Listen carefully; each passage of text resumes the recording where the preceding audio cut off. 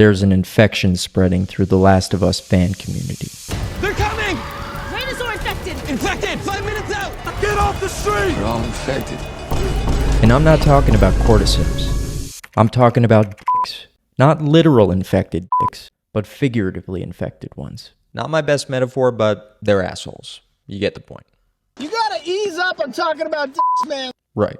So let's address the elephant in the room at the outset. The second season of The Last of Us is not good. It has a few moments of greatness to rival the exceptional first season, but on the whole, it's a mess. Without the anchor of Joel and Ellie's iconic relationship, the show feels narratively rudderless, tonally disjointed, and wounded thematically. But with that being said, the overblown and vitriolic fan response to this season has been nothing short of disturbing, with thousands upon thousands of angry fans flooding to Instagram, Twitter, and Reddit to denigrate the appearance and identity of 21-year-old lead actor Bella Ramsey. It's not good. But we'll get to those guys a little bit later. The point is, there has to be a way we can express disappointment in what we got, grief for what could have been, and even anger at the entire situation without resorting to a targeted harassment campaign against someone who was a teenager just 2 years ago. So in this video, I'm going to attempt what Reddit clearly believes to be impossible, critiquing The Last of Us Season 2 without being an asshole. It's a bold strategy, Cotton. Let's see if it pays off for him. Everybody and their mother with even a cursory knowledge of The Last of Us Part 2 knew the show's second season would face an uphill battle. Killing off Joel Miller within the first hour or two of gameplay in Part 2 was probably the single most controversial narrative decision in the past decade of gaming history. Or so I've been told. I don't have a PlayStation, but I do have a YouTube account, which means I can watch 14-hour cutscene compilations. Or, as I like to call it, gaming without the fear of failure. But to make matters worse for the show's prospects, HBO had to go and cast one of the most in-demand and beloved actors of the 2020s to play Joel, making the impact of his death sting even more. Writing around the loss of an incredible character like Joel Miller would be difficult no matter what, but subtracting Pedro Pascal's meteoric star power from the equation made a difficult situation catastrophic. The first season of this adaptation was always going to be a slam dunk, but the second season was a tightrope walk. Not only did the show have to gracefully kill off its fan favorite protagonist, but it had to pull off a full-scale overhaul of its priorities, scope, and narrative trajectory within the first 3 episodes. In Season 1, The Last of Us was a harrowing yet ultimately beautiful story about learning how to love again at the end of the world. In Ellie, Joel finds a surrogate daughter and reason to keep fighting. In Joel, Ellie finds a steadfast protector and reason to put faith in people again. But because of Joel's decision to wipe out the Fireflies and rob Ellie of the chance to decide what her immunity might mean for the rest of the world, the story was forced into much darker thematic territory in the second season. By Season 2, The Last of Us is no longer about love persevering through adversity, but instead, hate consuming through obsession. After Joel's death, Ellie's mission shifts from survival to revenge, as she hunts down the people responsible for the death of the only guy who ever really cared about her, which on paper sounds like a unique and innovative direction for this story, but in practice, it ends up faltering far more often than it succeeds. And behind every misstep the show made this season, you can trace a straight line back to the inciting incident, Joel's death.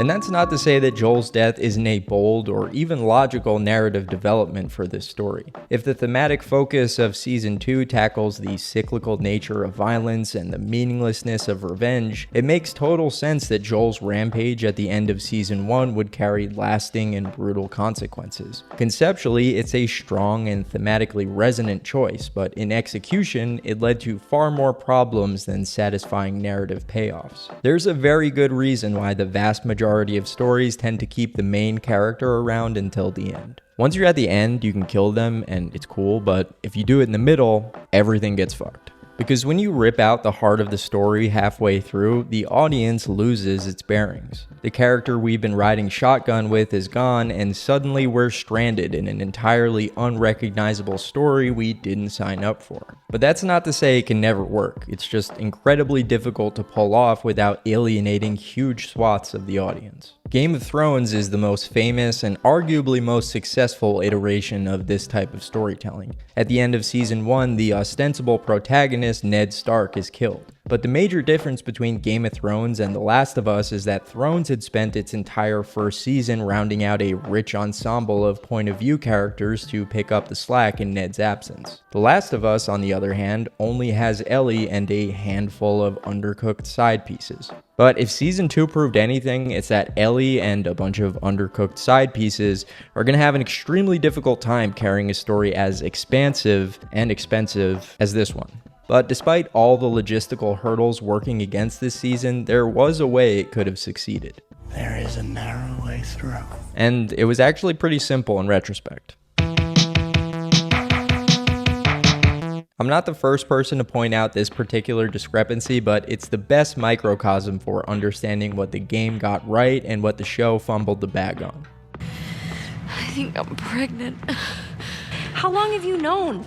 I was late a few weeks ago. A few weeks? I didn't want to be a burden. Well, you're a burden now, aren't you? 2 lines means pregnant. I'm gonna be a dad. For a story about the cost of violence and revenge to land with any weight, your revenge-seeking protagonist needs to treat every obstacle to their goal with anger, urgency, or at the very least, emotional friction of some kind. Finding out the only person in your corner has been hiding a pregnancy isn't just a minor complication.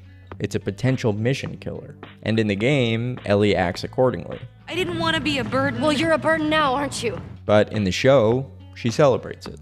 I'm gonna be a dad. The game certainly makes room for moments of levity between Ellie and Dina. No one should expect Ellie to be the living embodiment of wrath 24/7. That's not how grief works, and it's not essential to a compelling revenge story. Yeah. But in overemphasizing the humor and lightheartedness, the show softens the dramatic stakes and inadvertently devalues Joel's importance, both to Ellie and the story itself. The scene in episode 5 when Dina is triangulating a safe path to the hospital is a prime example of this. Oh, I actually bought a protractor. You did? No.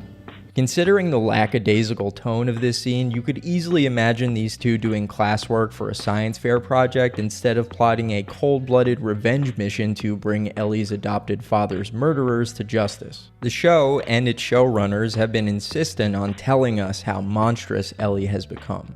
That scene in the game is also incredibly brutal and incredibly violent, and that's intentional because we want to show Ellie how far she has fallen. But when given the chance to actually show us that, they blink. In the game, Ellie kills Mel, but in the show, Mel dies accidentally. If the main point we're trying to drive home here is how violence can dehumanize an otherwise decent person, why not show Ellie actually committing a truly dehumanizing act? Turning it into a tragic mishap removes all of the bite from one of the game's most pivotal moments. But perhaps the biggest miscalculation the show made this year was Abby's storyline. But in this case, not because it deviated from the game, but because it aligned itself far too closely with it. In the game, it's all well and fine to split up Ellie and Abby's POV storylines into discrete sections, because gamers won't have to wait 2.5 years to continue Ellie's story. But viewers don't have that same luxury. Instead, the season finale leaves us on a frustrating cliffhanger that puts Ellie and Tommy's fate into question and sets up a season 3 premiere following a character we barely even know, and, oh yeah, killed everyone's favorite character like 5 episodes ago.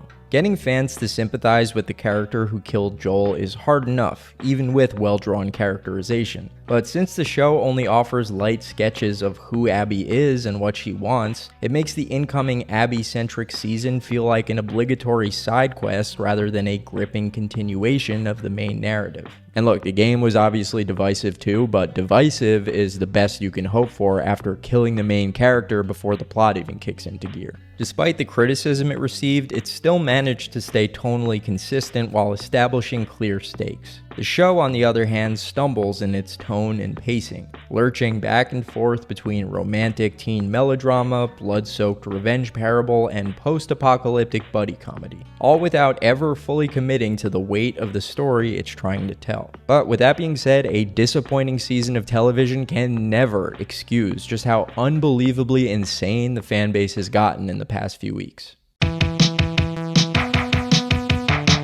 I understand that The Last of Us is a beloved story with hordes of dedicated fans, and those fans have every right to be angry and upset when the story they love isn't treated with the care and respect they feel it deserves. But channeling that negativity into online harassment toward a single actor on the show isn't criticism. It's toxic, lazy, and completely out of line. You can say Bella Ramsey was miscast in this series. You can say their performance left something to be desired. You can even say those issues are some of the most foundational deficiencies that made this season feel underwhelming. I'd even agree with that to some extent. But what you can't do is think it's okay and normal to cowardly hide behind your online anonymity and make relentless hate posts and derogatory memes about a 21-year-old lead actor. And it is important to note Bella Ramsey's age in this context. The level of hate and cyberbullying they've received throughout this season would rattle even a seasoned veteran, let alone someone at the very beginning of their career and carrying a franchise this massive on their shoulders for the first time.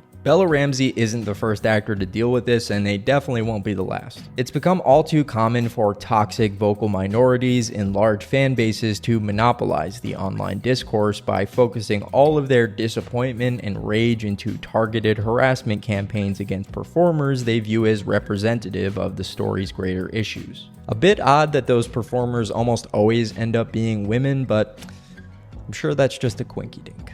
But these attacks aren't just immoral, they're also unbelievably lazy. It's infinitely easier to make an unflattering Photoshop of Bella Ramsey or denigrate their appearance than it is to thoughtfully illustrate what it actually is about the series that let you down so much. If these people genuinely wanted the show to be better, they'd map out their concerns and criticisms in a measured way. Creators of series like The Last of Us often do take an interest in what fans have to say about their work. But if the loudest voices in the fandom are little more than vicious and unserious cyberbullies, they're much more likely to dismiss any and all fan criticism because the most prominent messengers don't deserve to be taken seriously. The real shame here is not just the cruelty, but the missed opportunity of it all. Because there are real conversations to be had about how this series could have been better, but since the entire online discourse has revolved around harassing a 21-year-old, those of us actually interested in engaging in those conversations get drowned out in the noise. Or worse, lumped in with all the bad apples making Buzz Lightyear memes. When the harassment campaign becomes this widespread and unrelenting, for the people involved, engaging in bigotry and immature hate-mongering becomes a bigger source of entertainment than the story ever was. These people don't actually want a better adaptation of The Last of Us, because if they got one, they'd lose their new favorite online pastime.